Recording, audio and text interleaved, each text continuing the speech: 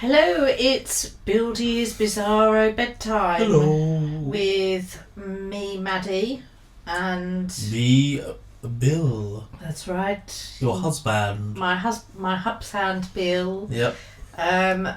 We've together formed the Bildie, which is a disturbing creature that lives on love and bird poo and horrifies everyone. Yum yum. Okay, so I'll start. Tell me a story. Yes.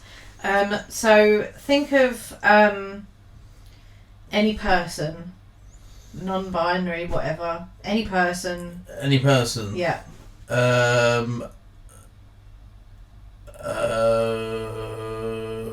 Just a name or an actual person. That's what. Well, you can give me a name and then some personality stuff. Okay, I think you meant an actual person. I was going to give you a famous person. It's so literal. I've never met anyone who's Mark. literal. Mark. Yeah. Okay. What's Mark like? Mark is lazy. He's young, lazy. Right. Okay. Kind of. Yeah, young, lazy. Yeah. Doesn't take life seriously at all. Okay. So Mark Lives at home. Parents always tell him to get off his expletive and go and get a job. So Mark did go out and get a job. Yeah. It was sort of a last resort. Mark kind of just did what their parents told them to do. I've decided Mark's non-binary, so I'm just going to use they, them. Okay. And again, that was a nightmare before. No, I'm doing it, so you're fine. Oh yeah. Oh, that's right. Yeah. Yeah. That works. It does work. Yeah. So Mark told their parents that they were going to get a job, and they sent him out with like a stick and they sent them out with like a stick and a bag on the end of it. You know, said, don't come home until you have a job. So Mark joined the army. Right. It's like, you know, sometimes it's a kind of what else do you do sort of option. Yeah. You know, yeah. Some people love it and some people just don't really know what else to do. Yeah. Yeah. So that's what Mark did. Unfortunately, Mark hated the army. Yeah. As you would. Yeah. And, but manages to get through, does respectably well, and gets called into the office one day, and it's the person in charge. I can't remember what they're called in the army, like a corporal general or a corporal, lieutenant, something or like that. Yeah, general. And it's the character from Blackadder. You know, the one that Stephen Fry played. With with the moustache. Huge moustache, yeah. Yeah. And called Mark in and said, look, the army is just doing really badly. We don't understand why. Everyone's just gone off us. No one seems to really want to join. We thought that you seem to have a creative flair. You know, you decorated the stage for the Christmas play. So we thought we'd ask you if you had any ideas. Okay. So Mark was, it's my time to shine. Okay, yeah. And so Mark said, leave it with me and I will get something organised for you. Mm-hmm. So Captain, that's it. Captain. Yeah. What is it, Captain Mannering? No. That's from something else, that's isn't from, it? That's from Dad's Army. Dad's Army, yeah. Alright, well, it's Captain Mannering anyway. Captain Mannering, yeah. Okay, but less old. So Captain Mannering says, okay, fine, I'll leave it with you. I'll come back next Thursday and we'll see what you've got. Yeah. Maybe Mark's called Pike. No, that would just be stupid. Yeah. Mark. Yeah, don't pull any punches there. No. That's stupid. Don't soften the blow. You fool. Yeah. Okay, so Captain Mannering turns up again next Thursday and is quite shocked because Mark said, this is what I've hired, a new general to lead the troops Yeah. out into battle. and it's Matt Berry on a unicorn. He kind of gallops from the bushes and like gallops towards Captain Mannering and sits astride this unicorn, looking very mighty. This is the new army. Yeah, this is Mark's idea for like new, like to go to battle or whatever. Okay. Yes. They're gonna make it better. And, yes. I presume Captain Mannering finds this maybe a little flamboyant. Or... Captain Mannering's not sold, but waiting to see how things progress. Okay. So then Mark said, well, we just felt that things aren't silly enough. And the main issue with going into battle is that it's really predictable and everyone knows what to expect. Yeah. So instead, we've done this, and then a few people kind of leap from the bushes and they do forward rolls, and then they produce a guinea pig from inside their shirt and hold it towards Captain Mannering. And Captain Mannering's like, well, what is that going to... That's like... And Mark said, well, it's the element of surprise. Yeah. Surprise, like an ambush. Yeah. Surprise attack. Exactly. And Captain Mannering said, but there's no attack. Like, they're just holding guinea pigs out to them. Yeah. And Mark said, well, it's going to confuse... if any like generals or infantrymen are listening, I do apologise. I don't. This is what you should do. And so Captain Mannering's like, well, okay, well, let's see what else you've got. This could be good. And so then the cabaret and burlesque act just begins. Of course, yeah. And Captain Mannering's just like, right, okay, well, clearly this was a mistake. However, your ideas have now been set in stone. Yes. I don't have any backup. You can't, once they're, I've already told everyone that your ideas are going to be genius. I don't know why I thought that. Yeah, we've got to go with it. This is what we've got to do. And who are they at war with? France or... Urania. Urania? Yeah. Urania, okay.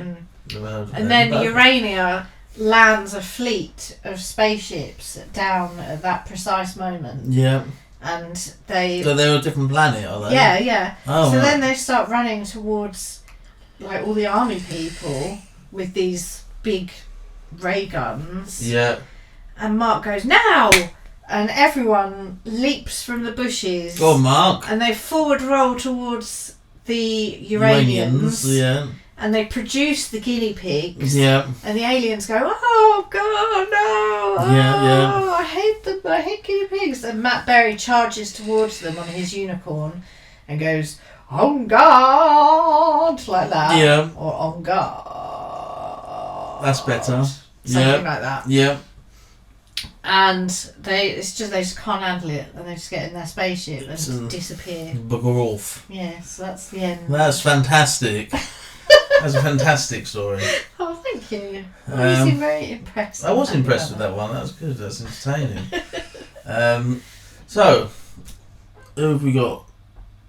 Who have we got? Okay.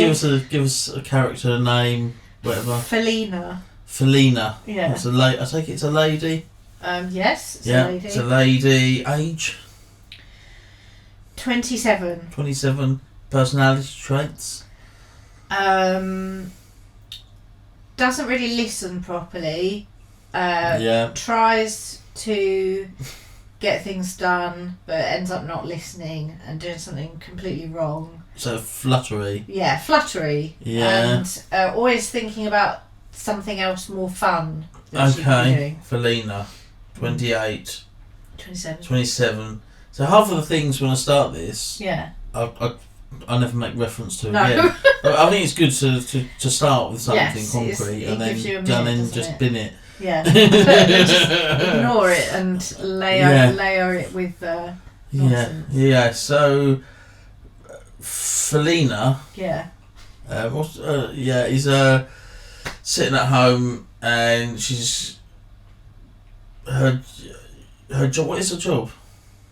Does she work? She takes telephone calls at home. Yeah. From people who are confused about where they left things. Okay.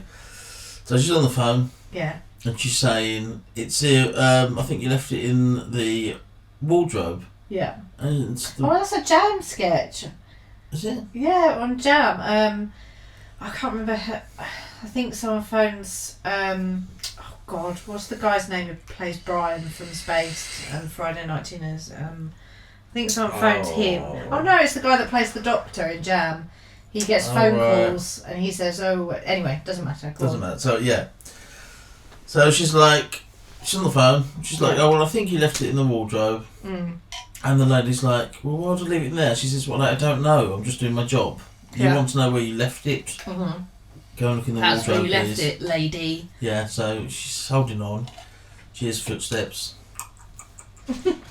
Oh yes, here it is.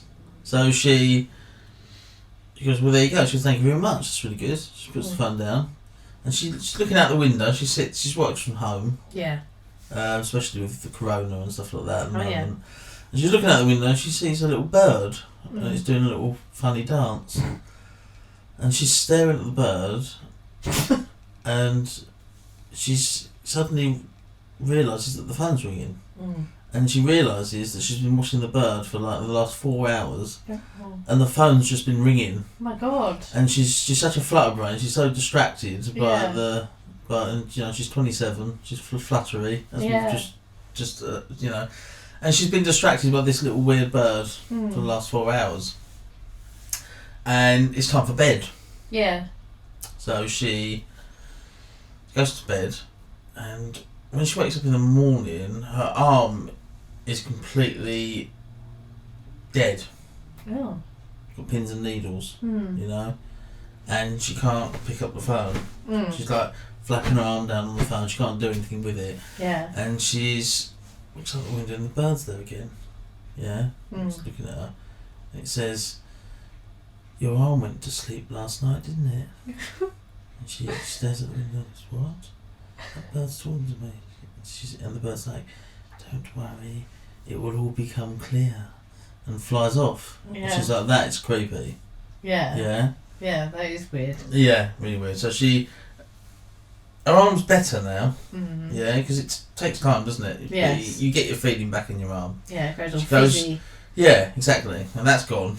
She thinks, that was weird. I mean, I've had dead arms before, but that was weird. And the bird was weird. That's definitely weird. Yeah. Yeah. So the phone's ringing again. She picks up a couple of times, but she gets distracted by lunch and she goes off and makes lunch. And the phone's ringing. And her arm starts shaking. Like really intensely. Like very miniature movements. Not big, not flailing around. Yeah. Almost like it's scared. Oh. Her arm. Her arm's frightened. Yeah. Her arm's frightened. Yeah. And I've just realised that this doesn't make that much sense, what I was thinking. Yeah. Don't worry, just say it. Yeah, but her arm is haunted. Right? Yeah. But it's dead, so it should be doing the haunting, really, shouldn't it? Yeah. So it isn't shaking. Yeah. It's haunting her by shaking. Yeah? Yeah. So she gets scared of her arm. So is the arm trying to frighten her by pretending Because to be it died. frightened? Because it died. It's now thinks it's a ghost arm and it's trying to haunt her. So she's in bed one night. She's in bed another the next night. And she wakes up. She wakes up asleep, and like a sock puppet. Yeah. It's like pointing towards her face. She's asleep. She wakes up, and her arm is like a sock, like a how do you describe that? Like a beak. Yeah, like when you do the mouth with When you your do the mouth with hand. like a sock puppet thing, but just bare arms. Her head's on the pillow. She sleeps on her side. Yeah. And she's asleep. She opens her eyes, and it's like blue light because she's got the hue lights. It's all blue. Yeah. It's like blue light, and she's eye to eye with her hand. Yeah. And it goes, I've always been here, into her face, Right. and she screams. Yeah. And she says, she looks at her arm and she says, "What are you doing?" Mm. And it says, What are you playing at? "What are you playing at?" "Arm." Yeah. And it says, "That's not my name." And she's got no control over it. Yeah. And she realises that she's saying Yeah. what it's saying. Right. It's not saying it. It's She's her saying mouth. it. It's her mouth, but her brain's Yeah. not telling it to do it. Right. So she's been haunted by her arm. Yeah. And then when she starts getting the phone calls again that day, Yeah. it starts talking into the phone for her Yeah. and telling the wrong things to people. Oh. So no. I've lost my keys. They're under the table. Oh. No, they're not under the table. Tell me where I left them. And then she tries to tell them, but the arm always comes in. Do they ask her? It's under- Do they ask her why she's doing a creepy whisper as well? They do mention the fact that and she says, and then her arm says, "Because I'm a ghost and I'm an arm." And they say, "What are you talking about? What do you mean you're a ghost and an arm?" And they say, "Don't worry, it's all weird."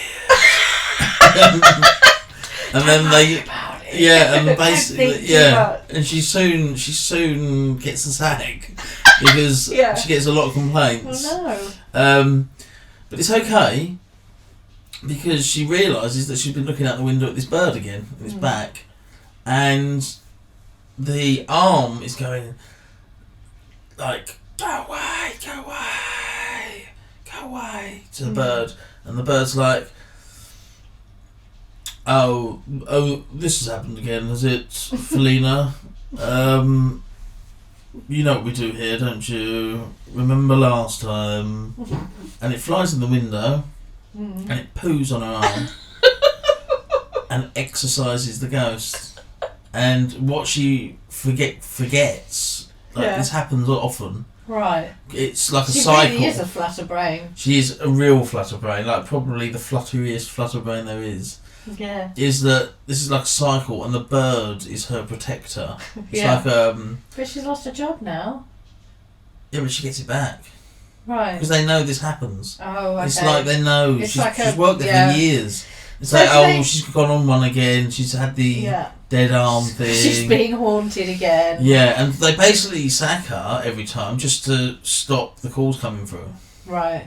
You know. So they've got other people who do her job as well. But As an they interim, temporarily yeah, because they put her on hold. They know that she's really good at her job at Yeah. helping people find things without even looking for them. Yeah. She's got special powers, but the downside is that every now and again, she sleeps on her arm weird. And the whole cycle begins. Her arm dies, becomes a ghost, scares her, and then the weird, like, exorcist priest bird flies in the window and shits on it. That's the best bedtime story ever. Thank you. Thank you very much. Okay, that's Bildie's Bizarro Bedtime. Goodbye. Goodbye.